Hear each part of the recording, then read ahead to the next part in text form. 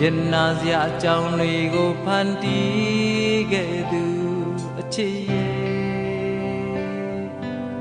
မပိုင်ဆိုင်သူအတွက်ဆိုဒီကမ္ဘာလောကအစအမြဲခံချောက်နေစေ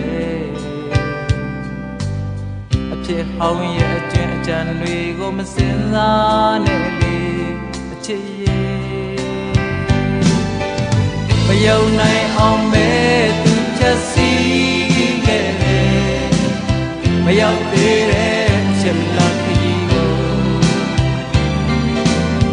ရင်နာစရာရဲ့အခြေခံဟာသူကိုယ်တိုင်ရဲ့အဆုံးအဖြတ်ပါအဆုံးအဖြတ်ပါတကယ်ဆို